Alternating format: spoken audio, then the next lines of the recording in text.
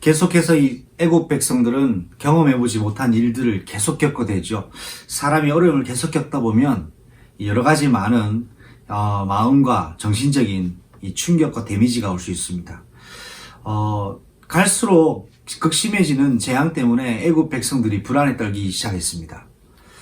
그리고 전혀 경험해보지 못한 일들이 계속 반복적으로 일어나니까 정말 이제 생명의 위협을 느끼는 건 당연하겠죠. 극도로 불안한 속에 있는 이스라엘 백성의 그 현장에서 하나님께서는 오히려 애국 백성을 계속해서 이 이스라엘 백성을 내보낼 수밖에 없는 환경으로 몰아가는 것입니다. 가장 중요한 것은 이 전쟁에 있어서 싸워놓고 이긴다라고 하는 병법이 있는 것처럼 하나님은 지금 어떻게든 어려운 와중에 이스라엘 백성을 건져내기 위하여 뭔가를 하고 계신 게 아니라 제발 좀 이스라엘이 나가 달라고 하는 환경으로 완전히 무릎을 꿇도록 완전 항복을 시키기 위하여서 지금 이 일을 진행하고 계신다는 것입니다.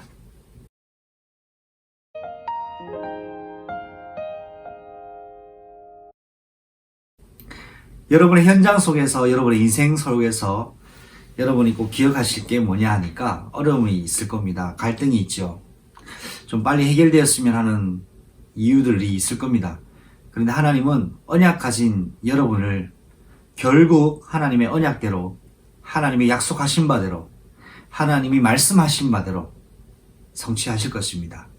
그 하나님의 방법이 억지로 열심히 해서 그리고 안 될 것 같은데 약간의 하나님이 기회를 주셔서 안 될 것을 되게 하신 정도가 아니라 완벽하게 그럴 수밖에 없도록 불가항력적으로 하나님이 기념비적인 응답을 언약 가진 여러분에게 일을 진행해 나가실 겁니다. 이번에 이스라엘 백성과 애국 백성들이 보게 된 이 재앙은 우박입니다. 이 우박은 이 크기에 따라서 이 생명의 위협을 받기도 하죠. 하나님이 이스라엘 백성에게 우박 재앙을 경고하셨는데요. 이 경고하실 때도 동일하게 내 백성 이스라엘을 내보내라 라고 말씀하시고 듣지 않을 경우에 우박을 내릴 것을 말씀하고 있습니다. 자, 그런데 이스라엘 백성은 이 하나님의 말씀 따라 우박을 피하기 위하여 고센 땅에 머물러 오고 고센 땅 집안에 머물러 있었습니다. 그런데 애국 백성들은 특별히 바로왕은 이 말을 또 가볍게 여기죠. 하나님 말씀을 가볍게 여기는 결과는 처참합니다. 우박이 하늘에서 떨어지기 시작하는데 이걸 맞는 것마다 이 생명을 유지하기가 어려울 만큼 큰 피해를 겪게 된다는 사실이죠.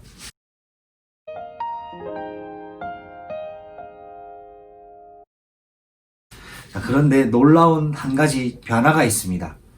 애국 백성들 중에서라도 하나님 말씀을 두려워하여 우박을 피하여 집 안에 들어간 사람들은 우박을 맞지 않았습니다. 애국 백성 중에서도 여호와의 말씀을 두려워하는 자에게는 하나님이 피할 길을 주셨다라는 것이요. 결국 애국 백성을 심판하는 일이지만 하나님은 애국 백성을 향한 하나님의 말씀을 듣는 애국 백성에게는 하나님께서 그 은혜를 아끼지 아니하시고 하나님께서 말씀 듣는 자에게는 똑같은 축복을 공급하셨다는 것을 기억해야 됩니다. 이렇게 우박의 재앙을 경험한 이스라엘 백성과 더불어 애국 백성들은 고센 땅에 있는 이스라엘 백성들은 전혀 우박과 관계없는 우박으로부터 자유로운 공간에 있었습니다. 그러나 애국은 심판의 그 심판대 위에 서 있었던 것을 우리는 생각해야 됩니다. 그러면서 더 안타까운 사실이 뭐냐? 바로왕과 그의 신하가 오히려 마음이 더 완악해져 가기 시작하는 것입니다.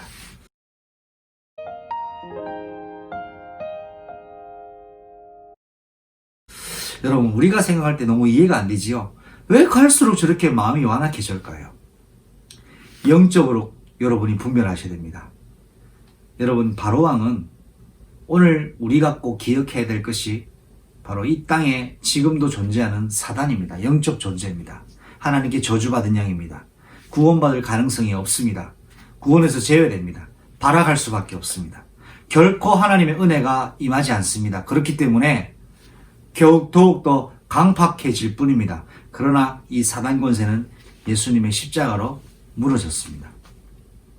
십자가의 능력으로 사단의 권세가 무너졌다는 것을 우리는 언약으로 잡고 우리가 살고 있는 이 현장 속에 오늘도 그리스도의 능력으로 여러분의 환경과 여러분의 인생에 역사하는 어둠의 세력을 주 예수 그리스도의 이름의 능력으로 음부의 권세를 묶는, 그래서 그 언약 가지고 현장에서 증인으로 서는 가장 축복된 날 되기를 예수님의 이름으로 축복합니다.